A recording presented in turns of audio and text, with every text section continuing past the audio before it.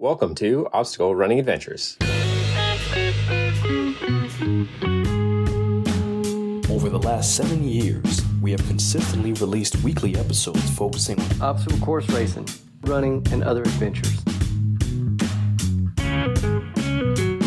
You'll hear interviews, event recaps, conversations about our sport, quick news updates about happenings in our community. And now, here are your hosts, Standing on the corner, Michael Stefano and Caitlin Ritter. Hey guys, it's Michael Stefano. And Caitlin Ritter. And Caitlin, how was your weekend? It was good. On Saturday, we helped my coworker move. Yep. And then we went to a new coffee place. Oh, that's true. Which was like an old bank or something. That was pretty interesting. Yes. And before helping your neighbor move, I did a 5K, Bridgewater Police 5K, the 10th annual one. I've done, I want to say 8. I should go back and see how many I've done. The majority of them. Oh, there was a medal? Yeah. Yeah, and back then, back when Rugged Maniac was still around, it was always like the same weekend. So I would go all out for the Bridgewater Police 5K, drive a couple hours to go to, was it Southwick, Massachusetts, and then run Rugged Maniac. This time it was just Bridgewater Police 5K. But it did pretty good. It was a good time. And then after that I had to do 5 miles. And then I met you with your coworker. It was a busy Saturday. And on Friday, we played pickleball, and you lost every game we played together. All one of them? Both of them. Air hockey and pickleball. True. The air hockey table was not real. What? A lose is still a lose. And it was too dark to see the puck. I'm calling colorblind shenanigans on that one. The puck was red, the board was black, and it was very dark out. We took our phones out and put the flashlight on and pointed them at the thing. It didn't go well. Tell me you're in your 30s without telling me you're in your 30s. Right, yeah, so that was like a fun work outing. But yeah, busy weekend. Today's Monday though. Moving on, let's give a shout out to our sponsors. Shout out Mudgear. Use code ADVENTURE for 15% off your next Mudgear purchase. And Caterpie, use code OCR Report 20 for 20% off your next Caterpie purchase. And breaking news. Yeah. The OCR Report now has a discount code for 20% off any Spartan Deca or Tough Mudder events. Oh, we'll shout that out. That's pretty sweet. And you'll use code OCR Report 20.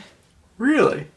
They stole our code. They stole our code. Technically, they stole our first code too. I don't know why Caterpie made our code the OCR Report, but they did. And then let's give a shout out to our Patreon supporters. It's not the first of the month, contrary to my ambitious R2D2 calendar guy who says it's October 1st. Oh my gosh, I set up my classroom calendar today too for October. Oh yeah? Oh, weird. We have a couple new free Patreon supporter people. What do they get for free? I think they're both fake people. I don't think that's a person's... Could be. 91? Are you real people? Yeah, that's that's a real person. Oh, cool. If you're listening to this and you've supported us on the free... a lot of people went down to free. What is happening? Hold on, let me check some things. Okay, they all disappeared when I put active. I'm very confused. If you support us and you listen to the show for free, let us know what your experience is like, because I am very confused as to how that works. But anyway, it's not the first of the month yet, so we're going to shout out the $5+ Patreon supporters. Samantha Thompson, Bradley Keel, Charlotte Engelman, Aaron Grindstaff. Jason Dupree. Oh, I didn't see him. Yeah, he's down at the bottom. Because he's one of the OGs. He is the OG, isn't he? Or should we say the OJ? Charlotte Engelman, Aaron Grindstaff, Kenny West, Cheryl Goodwin, Miller, Jessica Johnson, Nick Riker, Christopher Hoover, Kevin Gregory Jr., Evan Irick, Brent George, Logan Nagel, Asa Connington, Seth Arinder Kanesh, Laura and Stephen Ritter, and Hank and Arlene Stefano. Thank you guys so much for the support. We greatly appreciate it. Also, shout out to the OCR Report for being a great home for us on the internets. And to Will Hicks. The Podfather. Check it out over at theocrreport.com. I want to say they live streamed MidWest OCR, but turns out they pre-recorded it. I think Jason was out there with his son, and it's coming out tonight. So that by the time you're listening to this, that should already be out. Let's give a shout out to our sponsored athletes. Javier Escobar, Kelly Sullivan, Ryan Brizolara, Joshua Reed, and Kevin Gregory. Yeah. And people have asked you recently, Mike, how do they become a sponsored athlete? Yes. Every 100 episodes we choose someone. It's a very tough process because there's a bunch of women. We only have one woman on there. And there's 2 others that I immediately think of that both would be great. So maybe another 100 episodes. Will we make it to another 100 episodes? We will see. Let's see. Poll results. It's been a while since we did this. Or a real one, sorry. But Caitlin did one that I didn't realize. Wasn't very well attended because it was like in the middle of the quick news stories. Yeah, don't bury things in there. I have the results though. It says, how do you feel about Spartan shirts? Which was a great idea to make that the poll because that's what we talked about. Only 5 voters, but 20% of people said yay, and 80% of people said nay, to which I agree with the nay. And then I posted, what do you prefer for Spartan waves? So we had a lot of people vote for this one, which was nice. So I said elite and age group separate, which is how it's going to be next year and how it was previously. 33% of people preferred that. Competitive wave combined, which is how it was this year. 63% of people like that one. And then you said, hey, wait, there's a 3% unaccounted for. And those were the people that don't care, which is fair. Meme of the week we're going to skip, and we're going to head on over to quick news, starting with Matt Kempson, who recently got married. Did he not post about it? There's like 8 posts about it, Caitlin. How can't you find one? Well, she posted and tagged him, but he didn't post anything. Use any of them. Okay, this person said, OBX lived up to the hype for the wedding, proud to be one of the beer boys. That's the best one there. This one says, home is not a place, but rather a feeling you get with another human being. I love you, my sister, and my new brother. Okay, fair. That's confusing. Anyway, the videos are fucking amazing. Matt, sorry that I crept on all of them and liked all of them. They are some awesome videos. Their wedding made our wedding look like shit. Look at that. What? Yeah. Keep scrolling. There's people jumping off the balcony, doing cool shit. Yeah, but that's not the vibe that we had for our wedding. No, that's true. But this was still pretty sick. Is that an Airbnb? I wondered that. Look at that. Look at all those activities. They're on the beach. There's ring security. We got Ryan Kempson being crazy. We got shuffleboard, which I think is extremely overrated. Do you want me to read this post too? It says, it's going to take me a long time to readjust to society. Everyone who wasn't there feels like an enemy. Yeah, I think that's only a screenshot. That was probably... I don't know what you wanted me to say. Fair. Anyway, congratulations to Matt Kempson. Moving on to another marriage, we have Daniel Leshevsky, who posted our wedding weekend in Chapala, Mexico was incredible. Family, friends, food, drinks, and music. The ceremony was performed by the Huixarica, which are Lisa's grandmother's indigenous tribe, and it was amazing. They made it so special, and I will remember it always. And look at him with all his flowers in his beard and shit. Oh, wow. Yeah. Congratulations. You should have done that. Nah, I can't pull it off like he can. Congratulations to him. Next up, shout out to Chris Rogloski, who won the Barkley Fall Classic. Again. She posted first place for the second year in a row at the Barkley Fall Classic and second overall. I went into this having no expectations for how my body would do running faster and technical trails, and was so grateful to find that, especially with some new input and adjustment in the past few weeks, my body is healthy, my legs are feeling good. Yeah, congratulations to her. We're going to shout out another woman in ultra runner woman. This one's not really a great thing though. So this says, U.S. ultra runner Camille Herron involved in Wikipedia controversy. So it says, one of the world's most accomplished distance runners, Camille Herron, and her coach have been caught removing accolades from other athletes' Wikipedia pages and fluffing their own. Oh my gosh. And go down below to find the full news story about this. But she did tweet some stuff, or she X'd some things. I think you still say tweet. It's whatever, just on defending herself, which made her look worse, and then she deleted that. So that's a weird thing to do. Congratulations for being an awesome ultra runner, but not a great look for being petty that way, I guess.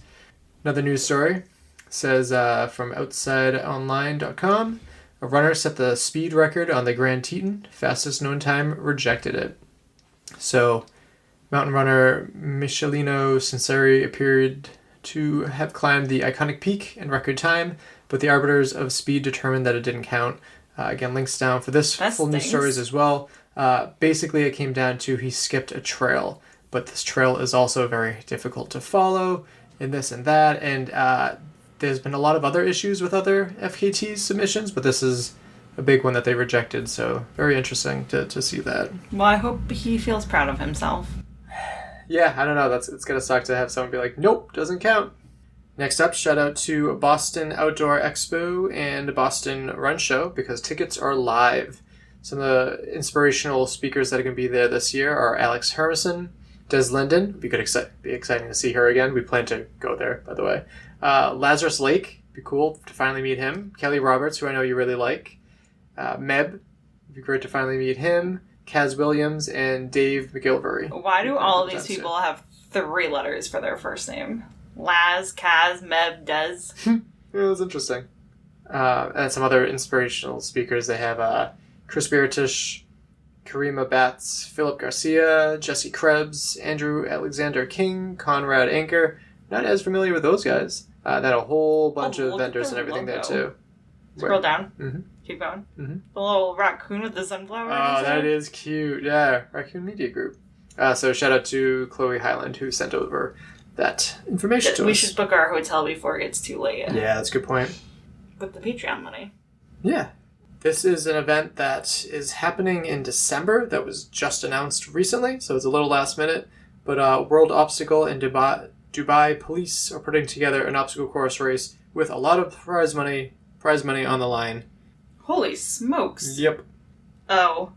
When you see it in the USA conversions, it's a lot less money. Still a lot of money for OCR. So they're giving away 500,000 AEDs, which obviously non-American dollars. First place for the 100 meters will get $9,530 US. Second place will get $5,440 US. And third place will get $2,720. For the 2,500 meters, the first place winner will get $5,440.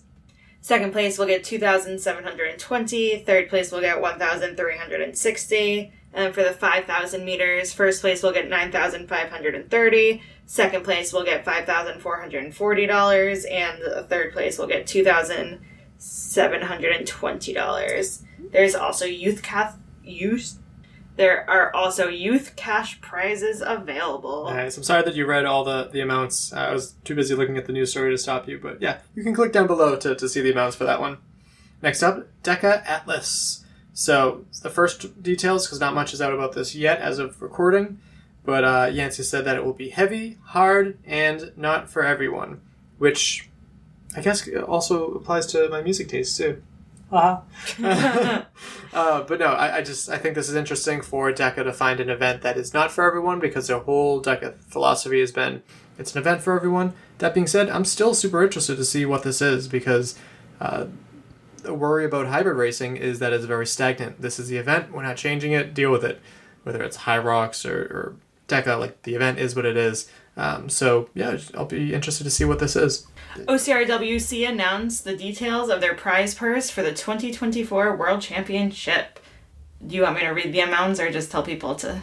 Yeah, you can go check that out. Go check it out. They have nearly $25,000 US prize purse. I wanted to give a shout out to the High Rocks Stuttgart podiums, but I don't know. Ida won. Ida Matilde Rubens Stensgaard won. I can't see the rest of the results because, well, Instagram is my main source of news, and I don't see it up there. The 10K Elite overall winners for the men: in third place, Noah Busher. In second place, Kian O'Boyle. And in first place, Kevin Thompson. For the women, in third place, Maureen. In second place, Aaliyah Emus. And in first place, Yaris Cruz. Yaris Cruz. And then for the bearded challenge, for the men, can only the men run the bearded challenge? The women were allowed to as well, but we get to that in the episode. Okay. No female finishers. In third place, Eric Carranza. In second place, Jack Olson. And in first place, Leo Arminta. All right, congratulations to all of them. Also, shout out to whoever took fourth place, because I heard there's only 4 men finishers, and that sounds pretty grueling. Secret links is 5 of them down below. Go and check those out. But let's finally get to what this episode is all about. So we had Yaris Cruz on for her own episode. We first met and interviewed her at OCRWC in 2021. So this was long overdue. We discussed her representing both Puerto Rico and her gender as an athlete, how MidWest OCR's event went, her feelings on World Obstacles OCR World Championships in Costa Rica, the importance of mental health as an athlete, and much, much more. So let's get to the interview with Yaris. So we'll start off with your name and where you're from. Name Yaris Cruz, and I am from Puerto Rico. So I had the opportunity to meet and do a short interview with you at OCRWC. I didn't feel like it was that long ago, but I checked and it was 2021. So this is the Yes. chance to learn some more about you. So I'd like to start off. What was your athletic background before finding obstacle course racing and all this?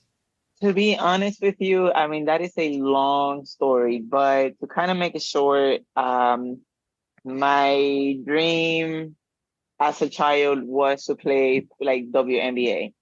And because of our in Puerto Rico, for women, our culture, it's like where that's more what boys do. So girls were not allowed to do that. And and then I really didn't do any sports. And then I went to Florida for a little bit. And I think that was a big cultural change for me. So I wasn't comfortable speaking the language or anything. So I really didn't do any sports, and life went on. I actually started working out, trying to get away from bad things I was doing at the moment. And I got into the world of like bodybuilding. So I'm like, I found for me, I'm like, that would be really hard because I don't know that I can do those kind of diets and stuff. And I love a challenge. So I'm like, well, I'm gonna do one because I wanna, I want like I wanna prove to myself that I can actually go through the diet because I'm bigger than, what our mindset is. So I did two of those. It was not my thing, and I really didn't do anything else until I actually went back home to Puerto Rico. And I got invited to a race, and they were like, just do it for fun. And so I was like, all right, I will do it for fun. So then they were like, yeah, we're all gonna do it for fun. This is just a fun thing, but we're gonna sign up on the first wave because then the obstacles are like clean and everything, so they're not muddy. And I'm like, all right, great, cool, whatever. I have no idea. So, I do this race. This is at the end of 2018. And somehow when they were like calling for podiums, I ended up winning this race. Oh, And I wow. was like, what? I'm like, I won it. This was really fun, really fun. So I'm like, I think I could do this a little bit more. And here I am. That's pretty awesome. Most people, their first obstacle course racing event, I mean, even if they come from a running background, it kind of kicks them in the teeth because like you run and then there's an obstacle and then there's the whole compromised fitness. So what do you think it was about your style of training, whether it be bodybuilding or anything? What do you think led to your success there in your first race? To be quite honest with you, I think it was my line of work because I was into flooring, and for me, to be honest, when I got into it, I really didn't see a lot of women do it, and most people weren't used to it either. So I had to kind of prove myself that I can hang with the boys. Yeah. So it was like they'll put me to demo, and I mean I'm working with people that really they're coming up themselves. So it's like they didn't have a lot of money, so that we were not working with the demo machines. We're taking a knife and we're cutting lines through carpet, and I'm talking about glue down hotel that has like the padding underneath it and everything, and we're just pulling and pulling and pulling and I just feel like that's what did it for me because I didn't train for this kind of thing. And I mean, I was not a great runner either. I'm like, I don't want to go and run 3 miles. Like, that's boring. Yeah. But the strength part about it, I think for me, is what did it. And then I started to realize as I kept doing more races, okay, like now agility a little bit. Yeah, I need to practice that a little bit more, and I can't rely on strength, so I need to run a little bit more. And then I think my training really started after that. Yeah. So you touched on work. I saw that you're the owner of, was it Redefined Flawless Solutions, which you said is a job that's very male dominated in a lot of cultures. So how important is it to you? Because you touched on it a little bit to like prove it to yourself and for all women that like you can hang with the boys, both in sport and for work. How important is that to you? It is very important. And for me, it's like, honestly, I'm very honored right now that I have been able to do what I've done for the women in Puerto Rico. Yeah. I was raised by my great grandmother. We didn't have any men in the picture. So everything was done by really her, because I was too young and I was too naive, and there's not a lot of things that I actually paid attention to due to my childhood, that processing things for me was kind of hard. So all I saw was women work very hard. And men aren't really in the picture for me. Where for most people, I think it's the opposite. Mm. So yeah, to have that as a kid, and then I just was too active to have an office job. I can't just sit and look at a computer and do office work. I can't do that. It's not me. Yeah. So yeah, then when I got into the construction world, and I found like, okay, well, I see women in some fields, but I don't really see them where I'm at. And I'm like, that's another challenge. And Yeah. I'm like, well, why isn't there more of us? And I felt like I'm good at what I do. Yeah. There's gotta be more women that are good as well. And I'm like, I just kind of started to have a picture. So like, okay, like once I get older, the kind of person that I want to be, and be able to maybe train other women to do what I do, or at least, like you said, just show them that just because men dominate it right now doesn't mean you can't do it, Yeah. No, yeah, I think that's vital for like you as a person. I feel like that's a good driving force to have, like as an athlete, to one, represent your country, represent Puerto Rico, and also represent like the women out there. So I think that's huge.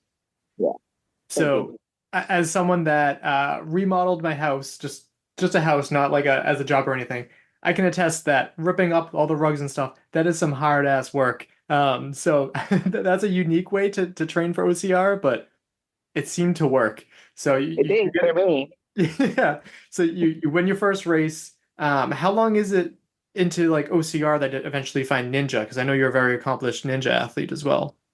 Well, honestly, before I went to Puerto Rico, I got introduced to what ninja was, and it was I know him as Joselito, and Jose Rivera. He's big and Spartan. Yes. Yep. And he like had a lot of different things. And he was like, I think that you would be good at this. And I was like, I don't know.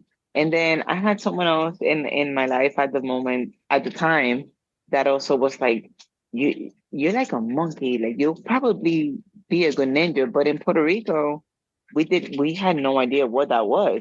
I'm like, what is that? I had no idea what OCR was. I had no idea what ninja was. And then I went into this gym, and I was like, whoa. I'm like a big kid in a candy store right now. I'm like, what is this? And why have I never seen this before? And so I just started trying a couple things, and I was able to do them. And a couple of the coaches that were there, this was at Ninja Fit gym, I believe it was in Orlando. It is closed now. But they were like, oh, so how have you done this before? And I'm like, no, man, it's my first time. And they were like, what? They couldn't believe it. And so they told me, oh, we're having this competition. Like, you should totally like try. And I'm like, no, I'm very shy. And so it takes me a while to kind of like be like, all right, I'll do it. And I kind of slept on it, and I got encouraged, and I was like, all right, I'll try it. I mean, what's the worst that can happen? I've never done it before.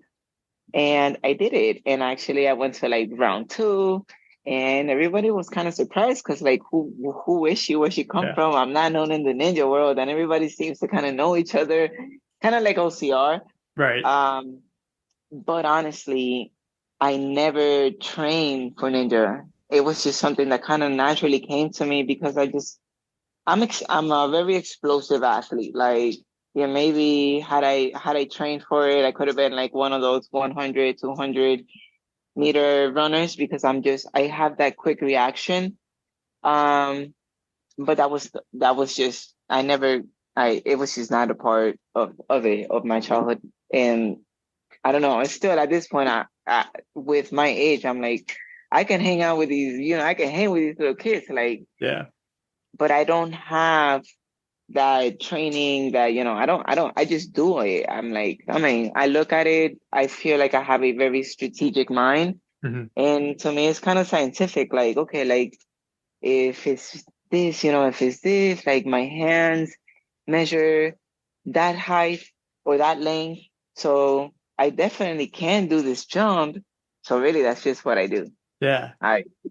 There's nothing else to me. Like anybody can tell you, like, I don't know ninja. I don't practice ninja.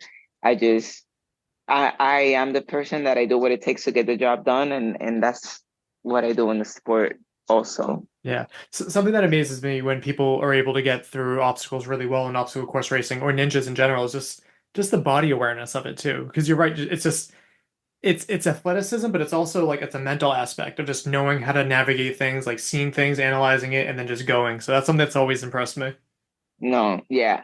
Myself too. And you'd be surprised like where your mind can go, because that really played a major part on me getting through the low break at the Midwest Yeah, I heard that was tough. OCR.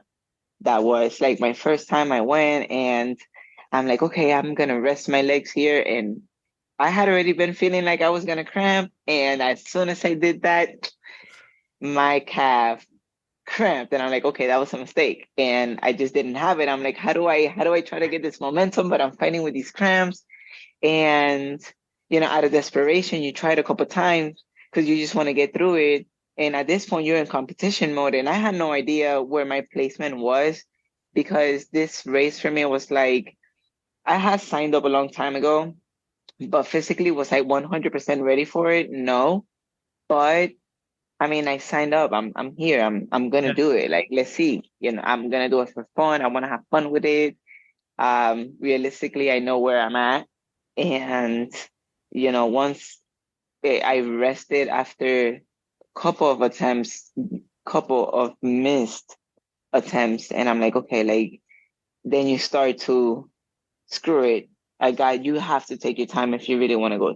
If you really want to go through this obstacle, and it's like, then you really have to be strategic, and how do you get through it, and how do you move, how do your dominant hand can there's so many things that play into it that it's just crazy on like mentally how someone can get through things that you are not ready for.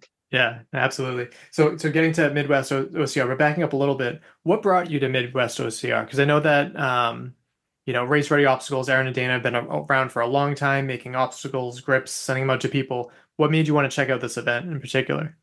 So when actually I went to the US nearly 2 years ago, and I started to do a couple more races outside of the ones that I had been told about from my the Puerto Rican team have done so many races, and mainly it's like either Spartan or Savage races, and those are the main two that they are used to and what OCR WC is. Right.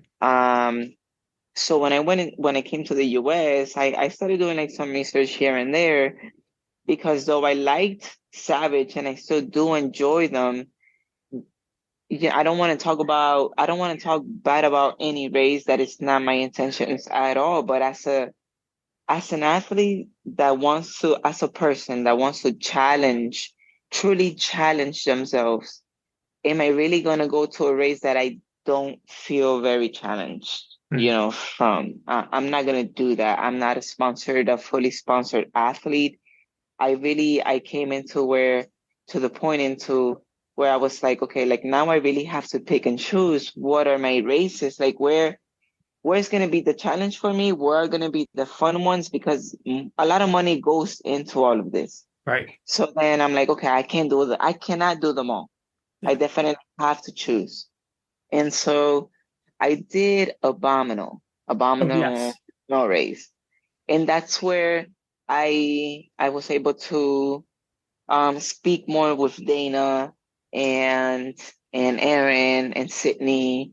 And I'm like, okay, these obstacles are a little bit different. It's not many, but they are different. Right. which I like. Then I did frontline OCR, and I was in love. I'm like, Real quick to give people a background, that's the one where you have to wear a weighted vest for the course, yes, right? the 20 pounds. I love the fact that both men and women wear the same vest. It's not, well, girls are going to do 25 and guys are 50 or whatever, however you want to see it. No, you're both wearing 20 pounds. You're both going to do the same things. Go get it. And I was like, wow, like, heck yeah. It was hard, but I'm like, this is what I really like. Then I got to talk to them a little bit more, and I'm like, okay, so then I'm like, okay, they are the ones that are putting on these kind of races. These are the obstacles. They're not, they like the challenge. And so when I knew that they were going to do MidWest, I'm like, okay, I know this is going to be a tough race because it's going to have a lot of obstacles. And it's not like, a lot of people, and I've seen it, whether it's people from my country, whether every single country, I've seen it in a lot of different races where, like, rather than grabbing onto the actual hold, they'll grab onto, the easy part, the part that's like, if it was meant The to be strap. done, yeah. Then why are they putting a grip or an object? Like, it makes no sense. So I like that, and I really loved it. It's like, no, there's no penalty. Your penalty is going to be where you really cannot do it and you have to give it up. Yeah. And so I'm like, let's go. I want to do it. I want to check it out. And that's what took me to MidWest OCR. Yeah. So this was because with the other events too, they've worked in partnerships with people, but this was the first one where Aaron and Dana just put it on themselves. How do you feel that this went for their first event? Honestly, I have no complaints, and it's not because I know them personally. It's because as an athlete, I really truly have no complaints. I think, and this is something that I also spoke with them, I do feel that the time cap maybe for masters should have been maybe a little longer, because they had no women podiums at all. And though I get it, like, let's make it even, let's make it the same for everyone. I do feel like there's some of us that are a little bit more competitive than others, and I do feel like in my case, I really truly enjoyed it. I was worried that I was not gonna make the time cap, honestly, because I'm like, what race? I have personally not seen a race that has 30 obstacles and 10 of them are rigged. Yeah. I have not seen that before. So I'm like, this is not just like any other race. This one is a little tougher, in grip, strength, and terrain. I'm not trying to make excuses out of it because I can use a treadmill, but an athlete can tell you it is not the same thing. It is not the same thing to run on a treadmill and put it on an incline. Right. Then you're inclining, declining, rocks, mud, sand. What is this? Right. It's a little bit different. I'm like, whoa, 2 hours. But the one thing I did appreciate, it was the fact that I'm like, you have to go. You don't really have you don't have the time to take your time and be like, oh, like, let me rest. No, you on the podium, you really gotta go. Right. But I do feel that maybe, for maybe the age groupers, maybe make it 3 hours. For masters, make it, maybe 3 hours as well. Just so they can actually have like that fighting chance to get on a podium. Yeah, no, that makes sense. I haven't had the chance to meet Dana yet, but the couple times I've met Aaron is when he's been building for OCRWC, and he's constantly saying how he'd like to make it harder. He wants this harder. He wants this harder. And OCRWC is always trying to make it a balance where it's difficult, but enough people are able to get through. So I almost was worried that this course was going to be too hard. And Mario Valentin wrote in saying the event went by the slogan "Havoc on the Hills." and it sounded like the athletes had to go through a really, really tough course. When did the intensity of the course hit you? Because for him, he said the low rig was very difficult for him. Yeah, for sure. Yeah. I want to say when I got to the low rig, I probably and I can't tell you for sure, but it had to be at least 30 people stuck in there. And I was like, I came to it and I was like, well, what is this? Because I hadn't personally seen it. So then I see Vivian and I'm like, okay, like, yeah, and she made a comment. She's like, I was worried you were coming. And I'm like, wait a minute. So all the top no 1 through 3 or whatever, however many women at the time, because I had no idea Right. were the top. And then I had a different comment that was like, relax, nobody's gone through it yet. And I'm like, okay. I think the race, listen, I think you probably ran maybe 200 to 300 meters and you had your first obstacle, which was this heavy rope, this cargo net you have to get under. And I'm like, all right. For me personally, once I hit, I want to say mile 4, my legs were like, okay, they want to start cramping. They want to start cramping up for sure. They didn't, luckily, thank God. But I do have to say the low rig for me was the hardest part. Yeah. The way they set it up to where it's on top of a mountain and you've already carried, you've had your heavy carries, you've already had probably 8 rigs before this one, or however many. You have all these hills, and some of the hills you had a rope to climb, so you're still using your forearms. You're coming to that rig fatigued. So yeah, I'd say for sure after that. I mean, once I got there, I'm like, oof. I mean, I ran down, and to be honest, it was like, I don't even know if this is gonna be on the video later when they release the comes out tonight, yeah. Whatever. And I'm like, there's this guy recording, and because it's actually my first time where in a race that's being that's live, being recorded live at the moment, where I actually take first. So he's like running, and I'm running, and I'm like, I'm trying to be funny with it, because like I said, like I really wanted to have fun with this race. Yeah. And I'm fighting cramps, so I'm like, I'm trying to I'm trying to change my mindset, because I don't want to think that I'm cramping, because if I do, I'm definitely gonna cramp. Yeah. So then I'm like, you're making me run behind you, and I'm like cramping. And then after everything is like, the whole race is finished, and I'm like, oh my God, like that dude is like recording live, and I'm here like, oh, like. Was it a bald guy? I think so. Yeah, that's my buddy Jason. So he works with us as part of the OCR report, and yeah, he was helping live stream that. I think it was him, his son, and it might have been some other people too. So yeah, I have no idea, but I'm thinking he's just recording, like he's just there, like part of it. And I'm like, when I get through the rig the first time, like sometimes you lightly touch the bell and you can actually hear the bell ring, but you don't see any movement or anything. So it's hard for someone to say, yeah, you got it.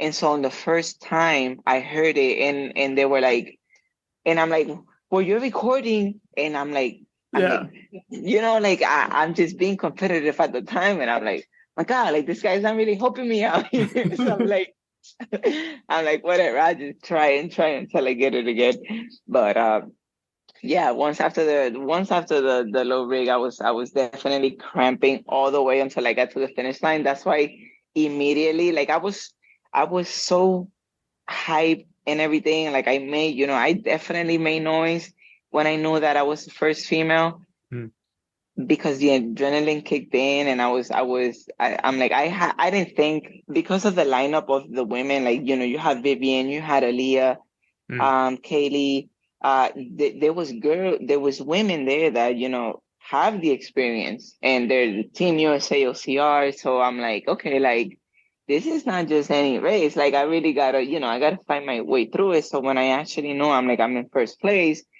I was just so ecstatic. And but once I got through the finish line, immediately I just went to the ground. I'm like, okay, like, oh, I can rest now. My legs need a break. But yeah, you're absolutely right. The women there were really phenomenally, like you said, Vivian and Aaliyah. I think you and Aaliyah are some of the only women finishers for Frontline, I think. So like it's really good field out there. So Yeah. that's no shortage of accomplishments for you, but this one must have been an awesome one too for you. Yeah, for sure. For sure. It's been a while. So yeah, I was definitely happy to be back on a podium and on a race that, was just definitely anybody that went there can tell you it was not an easy race. And Yeah. it wasn't an easy race to keep your band. And I just don't think it was an easy race to actually take first, or podium, to be honest. So other than the time cutoffs, any other like things that you wish they did differently or something that you'd recommend for Aaron and Dana? Because I know they'll be listening to this. Or just overall. No, I don't. Right now, I can't think of anything. And if I did, I mean, Dana and Aaron would definitely be one of the first to know. Like I would definitely tell them. Yeah, they're very But receptive. at the moment, I can't think of anything. Maybe just, and I think that she actually made a comment about this earlier, and it's going to be time frame on racing, just because you have some people that may want to do the bearded challenge, but may not do it because now you got OCRWC next week. So just kind of space it out to where an athlete can do whatever actual race they want to do and be okay to participate at the World Championships if they really, if they want to in a competitive way. And real quick, I saw that there was a men's podium. I don't believe there was a women's podium. What was the bearded challenge? The bearded challenge was to do the 10K loop 3 times under a 6-hour time cap and 100% obstacle completion in each round. Damn. There was only 4 males that kept their bands, and unfortunately, no females. Yeah, that's a pretty high ask, but that's I mean, it's a bearded challenge. I guess that's pretty interesting. So going back a little bit too, in your Instagram bio, the first thing that's listed, because I know you're very good OCR athlete, ninja athlete, but the first thing listed is hybrid athlete. So real quick, what attracted you to that sport, kind of cousin-ish to OCR? So after IMR, I can't remember if it was I want to say it was 2022 or was it 2023? Indian Mud Run, the last event. I think the last one was, I want to say it was 2022. Yeah. Well, I want to say the same. So after I got to the race, 200 to 300 meters into the race, I sprained my ankle pretty badly. Or I thought it was, because I actually it was hard for me to get up from that one. And I remember Brittany, her Instagram is B Will Run the World. I know she's very well known in the OCR world. She's married to Jason Williams, if I'm not mistaken. They just had a kid not long ago. She stopped. She was the only person that stopped and was like, get up. And I'm like, nah, I don't know that I can do that. And she was like, yeah, you can. Get up. Come on. And so we hopped a little together. I jogged a little, and she was like, you got this, keep going. And I did because it was a rough race for me to get to. We had 3 flights that were canceled. We ended up renting a car. It was like we drove. It was probably a 12-hour drive. And I mean, I got there and I couldn't even compete at the pro wave because I got there 15 minutes after. So I'm like, okay, like I don't want to run open. At least please change me in the age group. I did, they did. But it was probably almost 7 miles. And I ran almost 7 miles with the sprained ankle. And so the aftermath about it was pretty rough. And so that kept me from running. And I'm like, I don't want to stop training. So I went into a CrossFit gym and I started doing some CrossFit. And I'm like, okay, like some of those movements also came natural to me. And I'm like, all right, maybe I can't fully run right now, but there's a lot of things that I can still do. And I was still getting stronger, and I wasn't running, but I was biking, like I was salt biking. So my cardio kept up pretty well. And I did a CrossFit competition. And so I'm like, okay. And then I heard about Hypercon games, and I want to say the battle bunker for the east side didn't have a lot of competitors. Yeah. So I got a gosh, I don't it's not like a black card, but it was kind of like an invitation thing that you want to like be a part of the Hypercon games or the battle bunker. And so I went in, and a wild card. Oh, gotcha. There you go. Sorry. So after the Eastern regional qualifiers, I got a wild card for the Hypercon games. And I'm like, man, like, I spoke about it with Heidi Williams, which she's very well known. Yes. And she was like, I did it last year, and I think that you should definitely go for it, get the experience. It's at the like Olympic athlete training center. And I was like, all right, let's go. And I started training for that. And it's something that I really enjoy too. Like I definitely went from feeling like I know I was good at obstacles and stuff like that, but working to be stronger also kind of led me to liking the hybrid aspect about things. And as well as I did a couple of high rocks competitions, and I was like, that was very humbling. And I'm like, all right, I definitely want to get stronger, because this just really like slapped me twice in the face. Yeah. When I got to that sled push, I was gonna say, the sled and the wall balls, I imagine. Yeah. My first time on the sled, I cried. Yeah, I did. I'm like, what is this? What is this? It was humbling for me, because I found myself by myself there, and I'm like I definitely, when they talk about that pain cave, I didn't go to the pain cave. I went to an emotional cave, but you definitely have to go somewhere to be able to push that if that's not something that you train for. Right. So I did, and I'm like, all right. And so, yeah, I did the Hypercon games. It was good. Like for me, for being probably one of the smallest girls and placing top 10, it was awesome. It was great. I liked it. I enjoyed it. But then when I actually made it to the team USA OCR, then I know I'm like, okay, I need to drop back, and what is my passion? Do I want to go which route do I really want to go? And so my first love was OCR, and that's the one that I want to stick to, especially because now you got the 100 meters, at the next Olympics, and that's huge. And Puerto Rico is working its way to having a federation, and if we can be a part of that, that's really the dream. That's the goal. Yeah. So you beat me to my next question. Is going to be like, with those three loves, you're really good at all three of them. Financially, it doesn't really make sense to be able to do all three, and then body wise, like the recovery, you can't really do all three. So it's OCR first and foremost for you. Yeah, there's gonna be a point in time where I'm not gonna be able to move the same. None of us are. I've seen it. I see it. In being in this sport for 4 years now, 5 years. You can see some of the athletes, and including when you I self-evaluate myself a lot. I can't move the way that I moved 4 years ago. I just can't. Maybe it's that I haven't trained the same since I was in Florida, because where I was in Florida, it was definitely hard to get to like an OCR training. Like I'd have to go to either Miami, I'd have to go to Tampa, or I'd have to go to Jacksonville.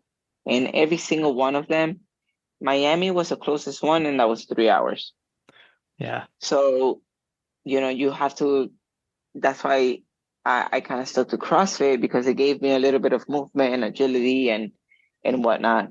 But yeah, now after Midwest, I knew that I'm coming back home and training for OCR, and specifically the 100 meters is gonna be the focus for the next couple of years, Gotcha. for sure.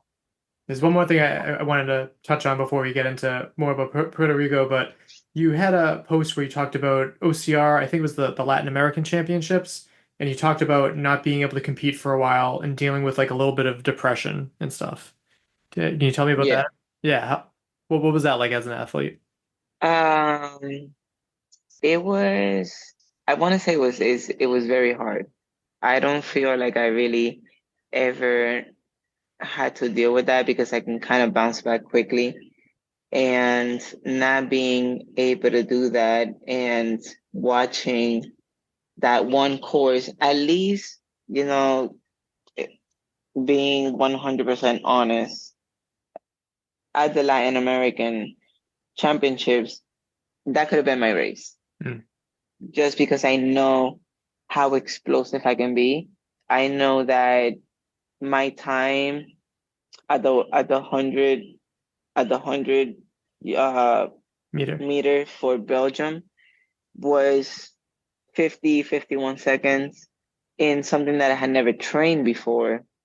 And knowing that the top girls at in Argentina, their time so it's at their 40s, I'm like, okay, it's a little longer because they had less wheels, they had less rings instead of it was a little bit different. The setup was a little bit different. So I knew, and it was knowing, and even before I got there, just my training, not really being able to do like pull-ups or like a lache, Yeah. whether it was 3 feet or whatever. I couldn't do that. So me not being able to do that before definitely took mentally a toll on me. And I want to say once I mentioned the depression part about it was because I couldn't take it anymore. Like I'm like, okay, like this is where I'm at. And I was having a hard time like focusing even just personally on my work because I'm like, geez, like I have the opportunity right now to shine for my country and I can't do that. And yeah, definitely one of the hardest, roughest times. Yeah, aside from losing somebody very special to me years ago, I want to say like mentally, when an athlete cannot perform to its ability, it's if you don't have any mental like therapy, sports therapy, it's tough. Yeah. And I told myself, I'm like, okay, like some other things that I need to focus on is like I know that I need to get stronger in my body and I need to heal, but I also need to pay attention to my mental health because there's no way to perform. Yeah, it's important. And I was very bummed out that you had to go through that, but I was very happy to see that you posted about that because I think more athletes should be vocal about the mental battles that they have to go through. You look at some of the greatest of all time, like Lindsey Webster and Ryan Atkins, they have a mental coach. Like it's something that shouldn't be ignored by a lot of athletes, and it is a component to racing. Is that the mental, everything gets tied up in it, and it's got to be a very difficult thing to balance as an athlete. Yeah, for sure.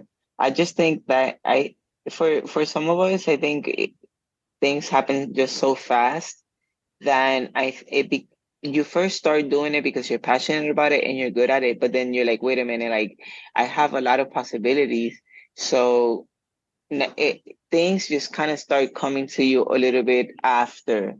Like, at least for me, I didn't know how important that mental health was sports-wise. Right. I know it is important mentally, like personally, yeah, because of your trauma, but it's definitely like important as an athlete. And like you said, I feel like we are supposed to perform as such spectrum or this or that, and I got tired personally of people asking me, when's your next race? When's this? Well, did you win? And I'm like, Right. ask me how I am doing personally. Am I okay? Did I suffer? Like, is my body okay after a race? Because some of us are not. And I'm like, why aren't these questions being asked? And it's all like all these expectations about a podium, about winning, about a medal, about a time. Yo, like sometimes we also need a break. We're gonna have our good days. We're gonna have our bad days, and that's okay. Yeah. Just because you guys perform like machines doesn't mean you're actually Yeah, we're not machines. We're not. And even if you like have a machine and you don't take care of it properly, it's gonna crash on you. Yeah, definitely. So, And then bouncing back to being Miss Puerto Rico, essentially, what is it that makes Puerto Rican athletes just so proud? Because I remember being at North American Championships, OCRWC, and when the crowd was when the Puerto Rican crowd was there, they would let you know, and like the shouting, the hooting and hollering would just bring the energy of the event up. What is it about the culture that makes you guys so exciting? I think we're such a small island that we're overlooked. Okay. Like people know Puerto Rico for its beauty and nice places, but there's a lot more to us than just that. I also feel like there's a lot of potential in athletes aside from what the cultural beliefs are here, where it's track, basketball, baseball, and those are the main three. So no, like there's volleyball players, there's good swimmers, there's football players, there's OCR racers, there's more to it. So we make noise because it's like it's not easy. We don't have training facilities, we don't have a lot of coaches, we don't have a lot of resources. So for us it's like we just overcame and we are here, and we don't have it as easy as some countries, because I'm not going to say all of them. I know a lot of them also struggle to go there and train and stuff, or language barriers and everything. So we're just very proud people. And we're small, but here we are. Yeah, no, absolutely. And you're the vice president, I believe, of Puerto Rico OCR Association. So what has it been like switching hats almost to be athlete Yaris and then, vice president? I want to say that added a little bit to our discussion like earlier about this whole depression thing, because I just felt overwhelmed and overloaded with a lot of things at one time. Gotcha. And I think sometimes we are our own worst critics. I am my own worst critic, and I'm like, I'm not ready to be a vice president. I can't talk in front of people. Like, no, I can't. Like, And they were like, well, no, like you're it, and I want you to be this person, and you're also an athlete. You have a voice, and so for me, it was just a lot to process.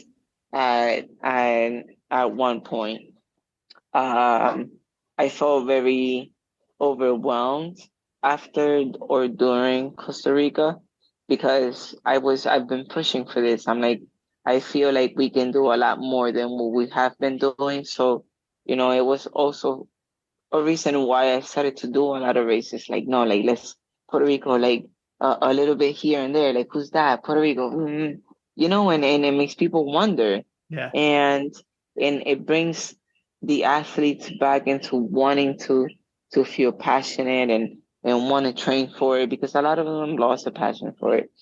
And I'm like, no, we have a lot of potential. Like, this can be great for us.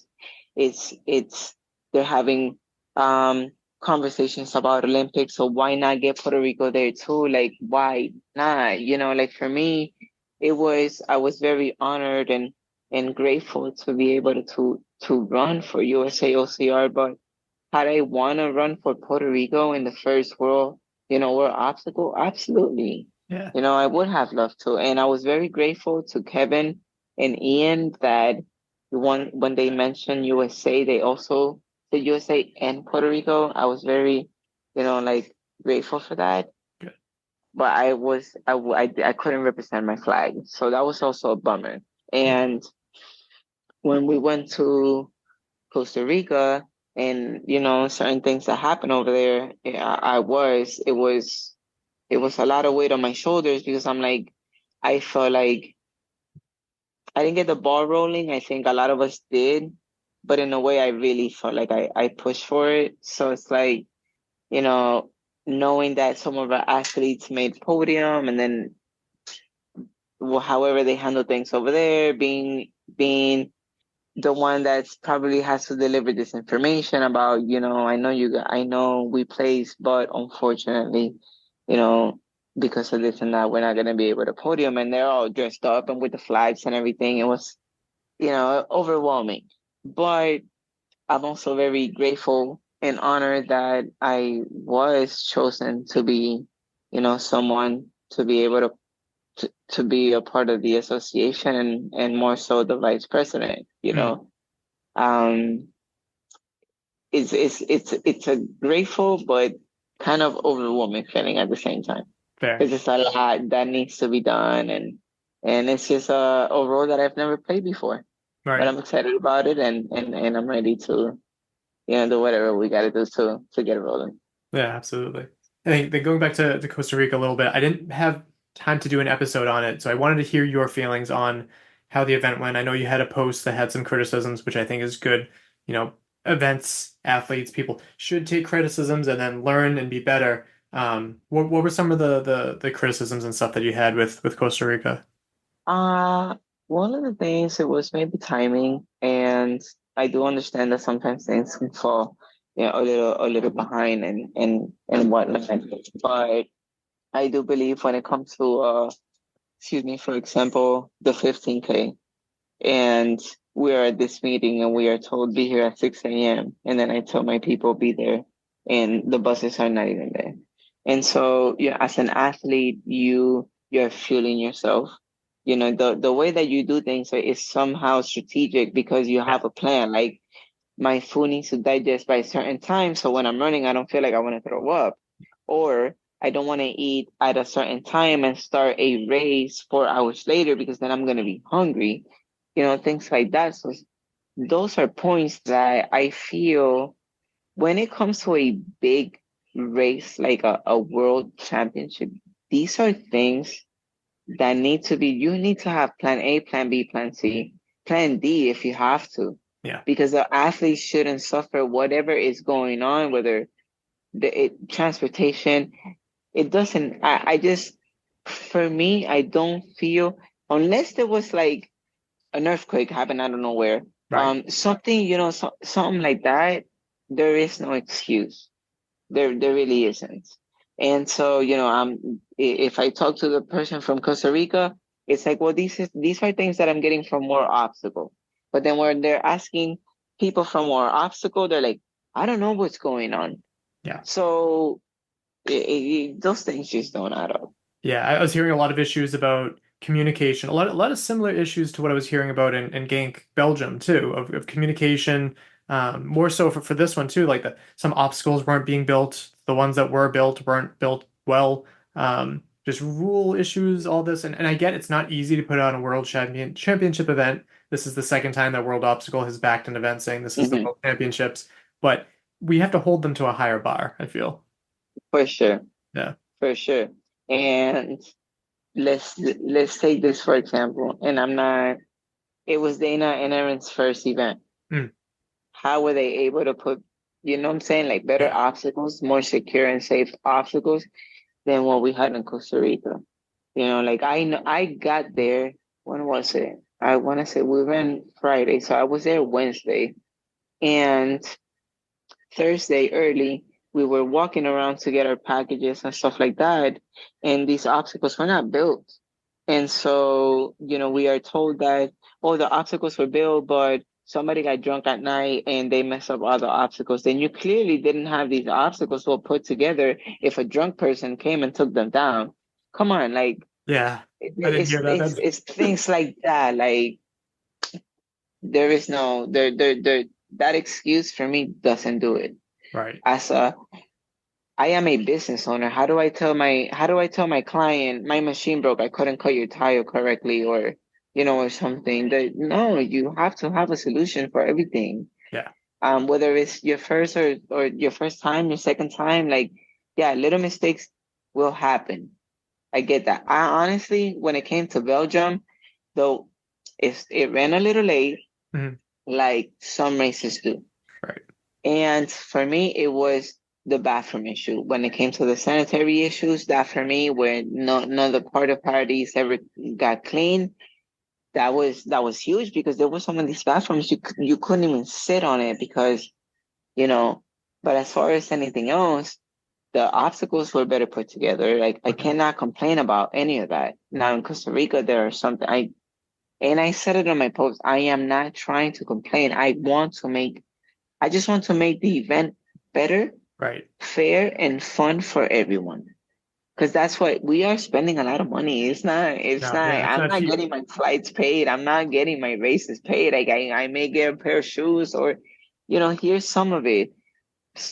Maybe some do, some don't.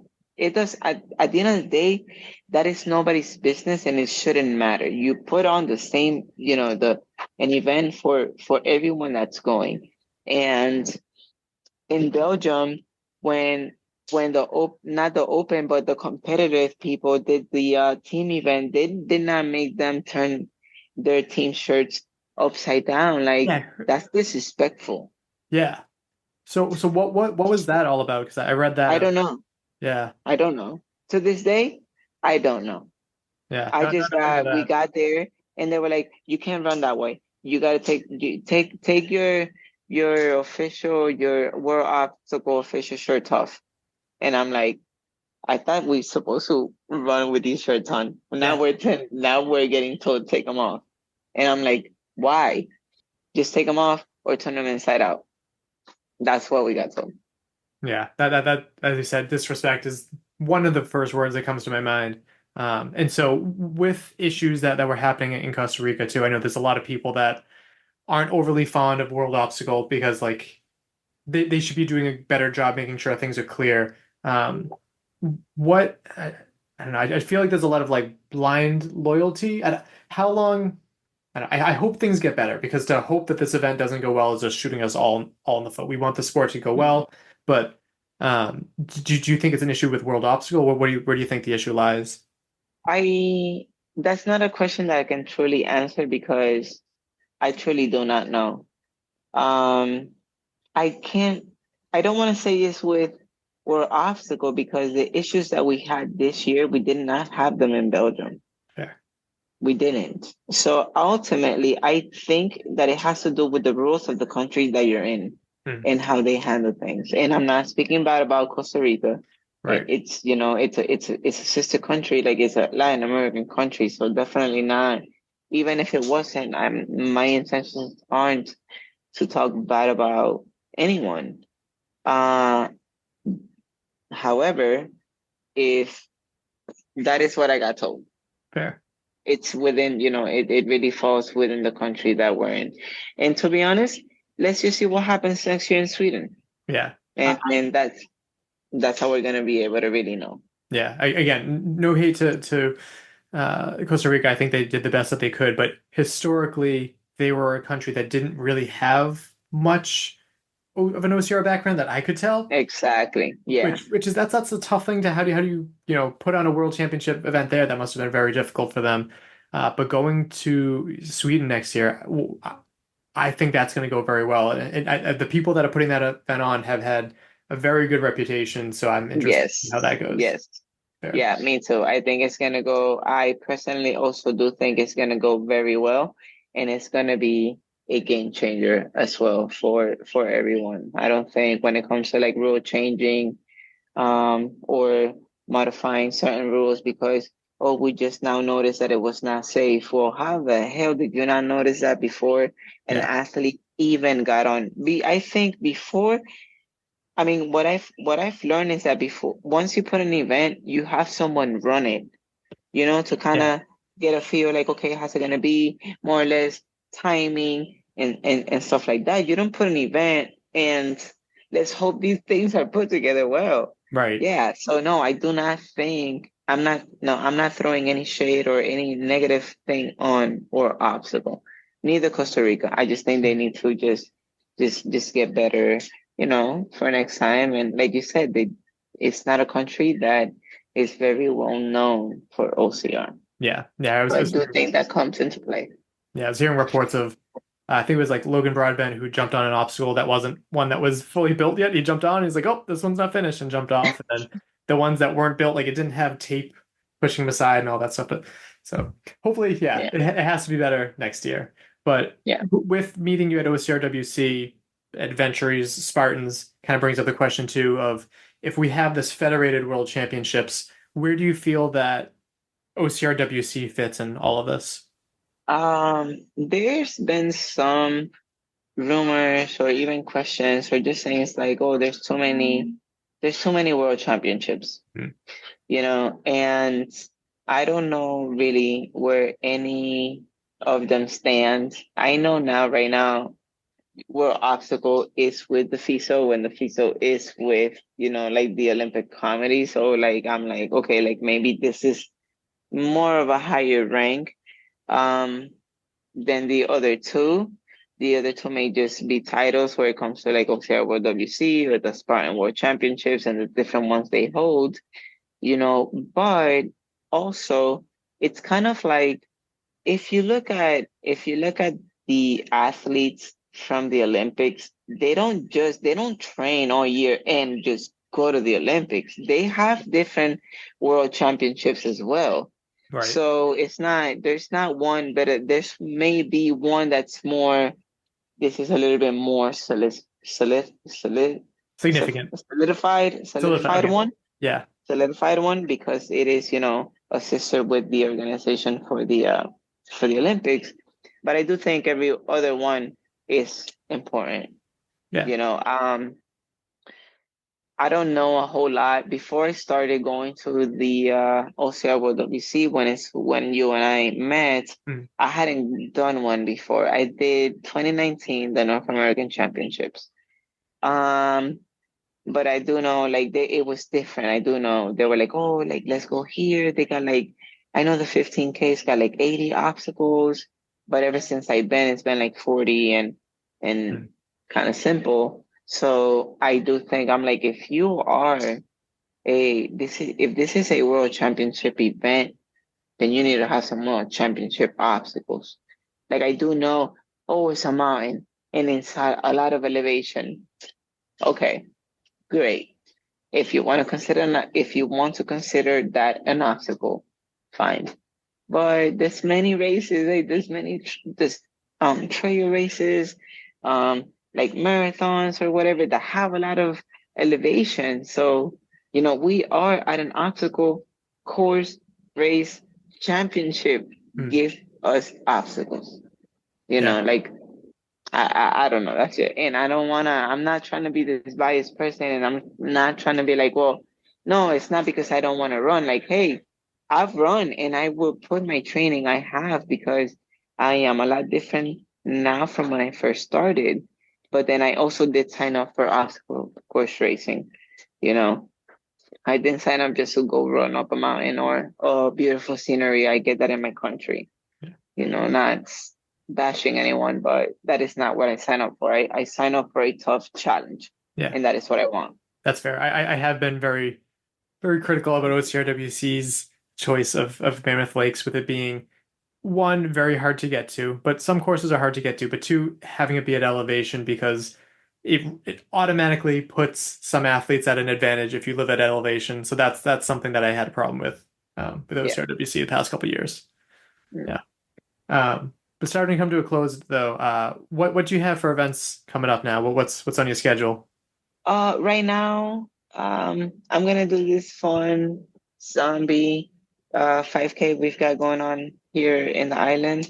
Nice. I may do one more competitive race only because it's also here, and I really want to promote the sport, because if we want more athletes, we have to put a little bit more out there, and if nobody's doing the races, then nobody's gonna really show up. So I may have one more race, which is going to be in mid-November. But after that, honestly, I just kind of want to focus on rehabbing, making sure that my shoulder or, the nerve or whatever's going on here is good. and just get ready for next season. Because right now I am the only female representation for Puerto Rico that can do the 100 meters, and I can go to the Pan American Championship, the Latin American Championship for obstacles. So I just want to make sure I give myself 100% and be able to perform. Yeah, that's totally fair. And then any sponsors or people that you'd like to thank? Honestly, I want to thank the people that are most close to me. One of my biggest sponsors and helpers is always this OCR series from Puerto Rico, and Allison Tai, which is my running programmer. And she's great. And I'm sure that sometimes I give her a lot of headaches because if I'm not mentally okay, she knows. And she'll be like, she'll maybe give me 2 or 3 days, and she'll check up on me, like, what's going on, So I'm really thankful for that, because I did have a different running coach before that. It was more like, it was kind of more like a dictator thing going on, whereas she is also knowledgeable about the mental health aspects, and she really just kind of tries, like, even if it's just to listen to me and just give me good advice. So definitely those. And Heidi, which she can never go unseen, but I thank her personally all the time. Yeah, it's good to hear that Allison's a good coach, because stress is stress. Like, it affects your body all the same. So that's a factor when it comes to good coaching. And if it's anyone that knows to get through like mental battles, Allison Tai, very good with World's Toughest Mudder, 24-hour events. Yeah. Like, she's a badass. So yeah.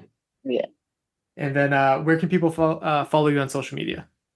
Well, social media, Instagram is either find me by my name, Yaris M. Cruz, or La Amazona PR, and just Facebook. I'm not like super huge into like all these other things. I just I can't, man. I can't. Between training and my personal like work, I barely handle my own social media, so I did more.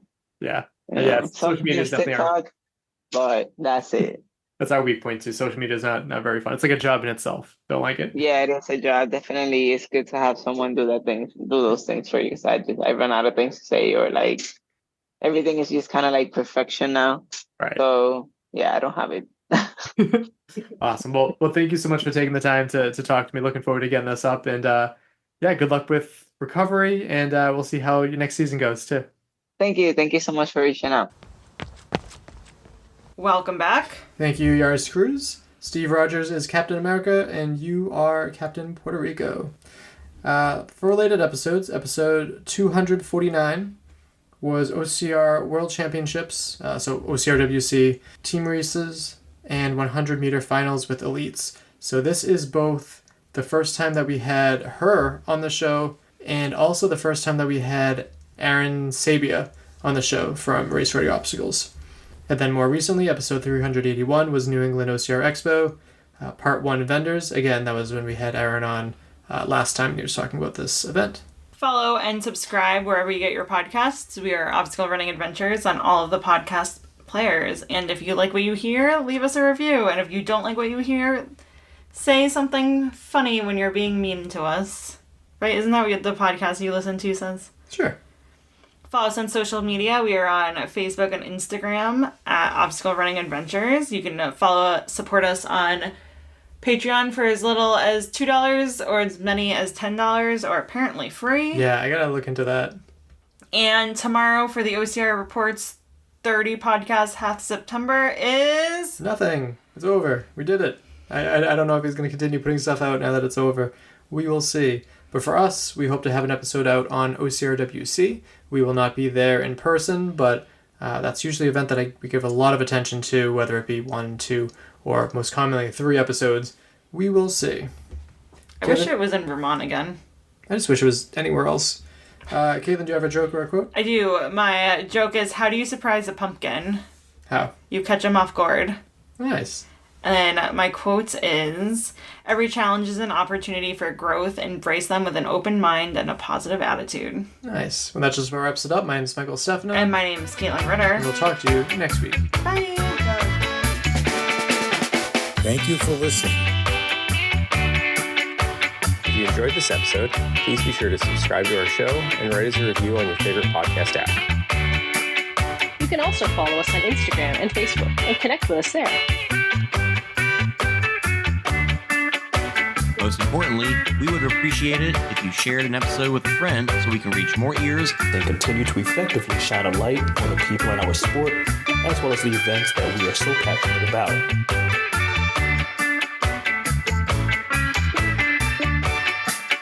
Our intro song is Streaker by Straight Up, and our outro music is Iron Call by The Best.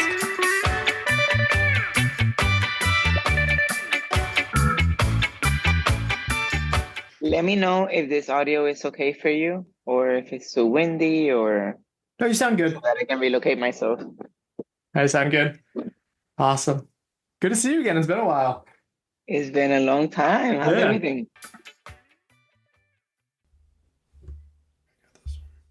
You got the next two. Wait, did we skip OCR WC prize purse? Yeah, we did. What the fuck was that? You were too busy tuning me out. Yeah. That's on the OCR. Actually, I can